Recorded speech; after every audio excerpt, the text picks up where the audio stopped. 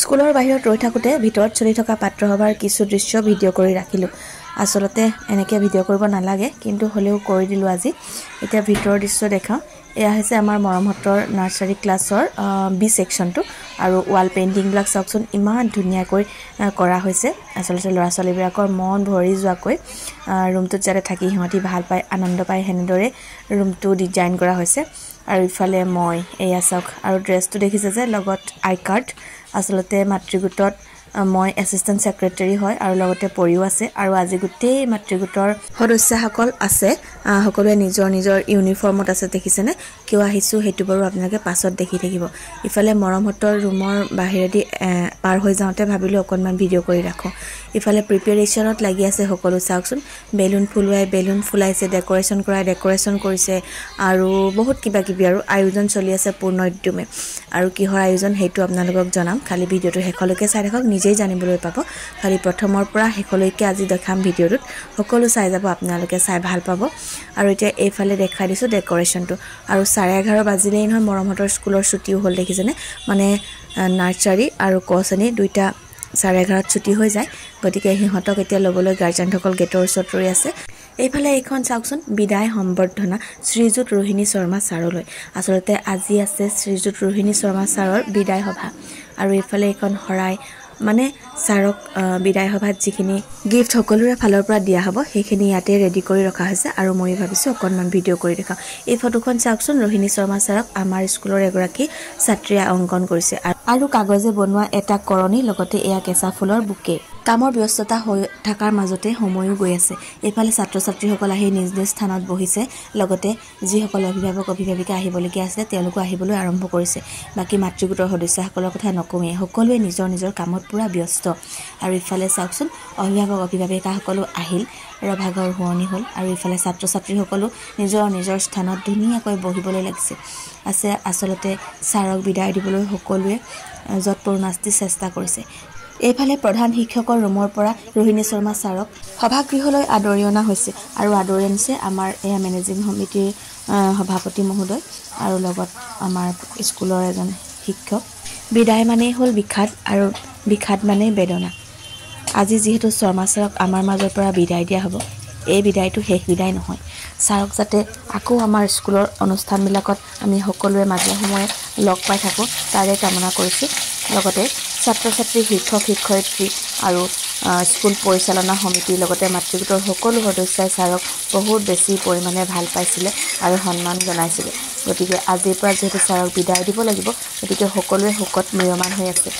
গতিকে ভিডিঅ'ৰ মাজেদিয়ে আজি বাকী অংশখিনি আপোনালোকৰ মাজলৈ আগবঢ়াম বুলি ভাবিছোঁ। গতিকে আহক এতিয়া ভিডিঅ'টোৰ মাজলৈ যাওঁ। ইফালে স্কুল পৰিচালনা সমিতিৰ বিষয়ববীয়া আৰু লগতে মাতৃগোটৰ বিষয়ববীয়া দুয়োগৰাকীয়ে লগ হৈ ছাৰক প্ৰথমতে গুৰু সেৱা জনাইছে। তেওঁৰ হাতোৱাই এগছি বন্তি প্ৰজ্বলন কৰাইছে।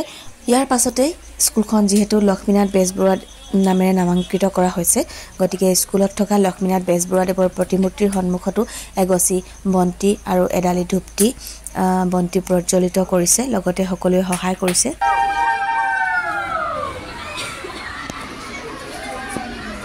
এইফালে ছাৰৰ বিদায় সভাত নিমন্ত্ৰিত অতিথিৰ দ্বাৰা ছাৰৰ হৈ দুআষাৰমান শুনোচোন আহক। আজি কিছুদিনৰ পৰা মোৰ মনলৈ কিছু কথা মনলৈ আহি থাকে। ভালেমান আমি অনুষ্ঠানৰ লগত জড়িত থকাৰ সূত্ৰে বিভিন্ন বিদ্যালয়লৈ যাওঁ, বিভিন্ন সামাজিক অনুষ্ঠানলৈ যাওঁ। এনেকুৱা কিছুমান বিদ্যালয়লৈ যাওঁ, ৰাজহুৱা খণ্ডৰ বিদ্যালয়, কিন্তু চৰকাৰীও নহয়, ঠিক শংকৰদেৱ শিশু নিকেতন, জাতীয় বিদ্যালয়, এইবোৰতো ব্যক্তিগত খণ্ড নহয়, কাৰণ সমাজে এই বিদ্যালয়বোৰ প্ৰতিষ্ঠা কৰি আগবঢ়াই লৈ যায়। একোটা সামাজিক। ইফালে স্কুলৰ প্ৰধান শিক্ষক ৰঞ্জিত চুতীয়া ছাৰৰ বিষাদ ভৰা বিদায় বাণী শুনোচোন আহক। এই অনুষ্ঠানবিলাক ছাৰে পাতে আগতে বিদ্যালয়ত। কাৰ বিদায় সভা কেনেকৈ হ'ব, সম্বৰ্ধনা পত্ৰখন কেনেদৰে হ'ব, কি কি কৰিব লাগিব, কি খুৱাব লাগিব, কাক কাক মাতিব লাগিব, ক'ত কোন বহিব, ছাৰে নিৰূপণ কৰে।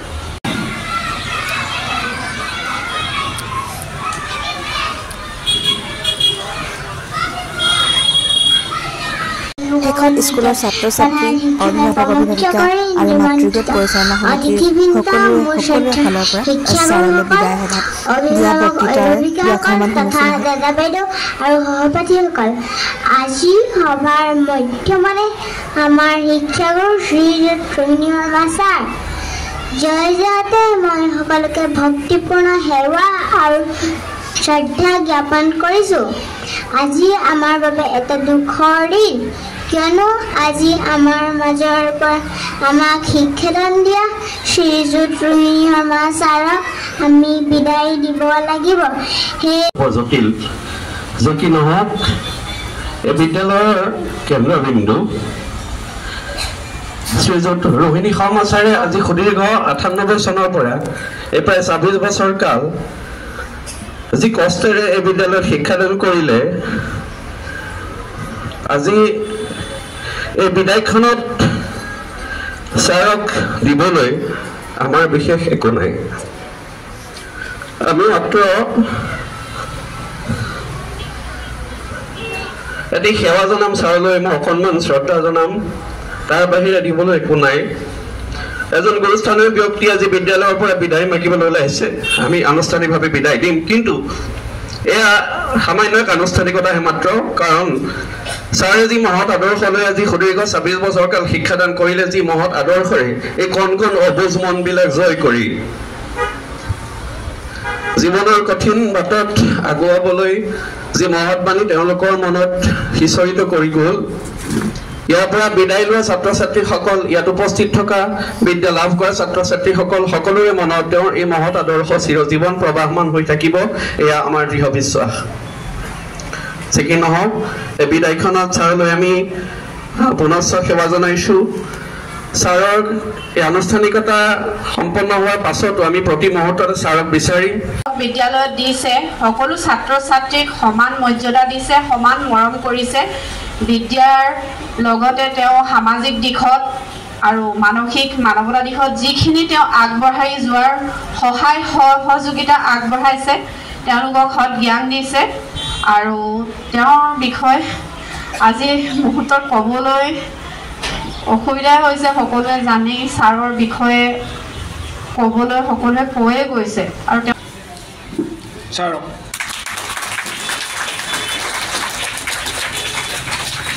সভানেত্ৰী মাতৃ গোট তেখেতে এখন চেলেং চাদৰেৰে আদৰণি জনাইছে।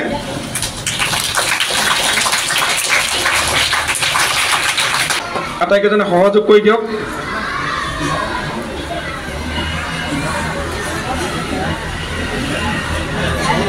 দিয়ক।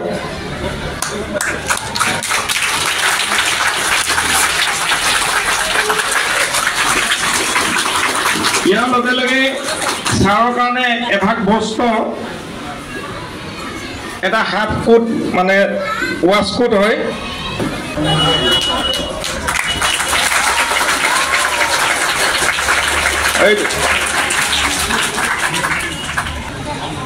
এইখন সফুৰা অভিভাৱকসকলে তেখেতক প্ৰদান কৰিছে। এটি ফুলৰ তোৰা আছে।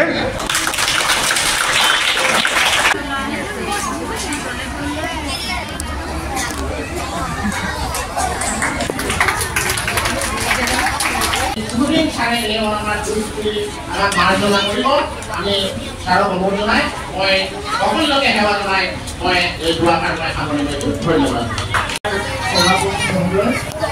আসনত উপবিষ্ট স্বনামধন্য ব্যক্তিসকল, অভিভাৱক অভিভাৱিকাসকল, বিদ্যালয় পৰিয়ালৰ হৈ মাতৃগোট পৰিচালনা সমিতিৰ বিষয়ববীয়াকে প্ৰমুখ কৰি সমূহ সদস্যবৰ্গ, মোৰ সহকৰ্মী ছাৰ বাইদেউসকল আৰু অতিকৈ মৰমৰ ছাত্ৰ ছাত্ৰীসকল, প্ৰথমে মই সকলোলৈকে মোৰ অন্তৰৰ ভক্তিপূৰ্ণ সেৱা, শ্ৰদ্ধা, মৰম, স্নেহ, মান্য মুখাৰে নিবেদিছোঁ। সমূহ ছাত্ৰ ছাত্ৰীলৈ মোৰ অন্তৰৰ বিয়া কৰা মৰমৰ অঞ্জলি যাচিছোঁ। প্ৰথমতে মই আমাৰ এই বিদ্যালয়খনৰ আত্মাস্বৰূপ যিগৰাকীয়ে মধুৰ অথচ হাস্যৰসৰ ভঁৰাল লিটিকাৰীয়ে সাহিত্য জীৱনৰ পাতনি মেলি যিগৰাকী ৰসৰাজ সাহিত্যৰথী উপাধিৰে বিভূষিত যিগৰাকী মোৰ আপোনাৰ দেশ যুৱজয়ী অৱদান তেখেতক শ্ৰদ্ধাৰে স্মৰণ কৰিছোঁ কাৰণ তেখেতক এই বিদ্যালয়ৰ আমি আত্মা বুলি জ্ঞান কৰোঁ যি কি নহওক আজি সভাখন বৰ বেছি কথা ক'ব পৰা সভা নহয় তথাপি 1998 চনৰ 10 নৱেম্বৰৰ দিনৰ এটি শুভ স্থানত মই উপামনৰ শিশুসকলৰ মন আকাশ ৰঙীন কৰাৰ হেঁপাহেৰে শিক্ষকতাৰ লগত জড়িত হৈ পৰিছিলোঁ ছাত্ৰ ছাত্ৰীসকলৰ লগত মনৰ হেঁপাহেৰে খেলিছিলোঁ হাঁহিছিলোঁ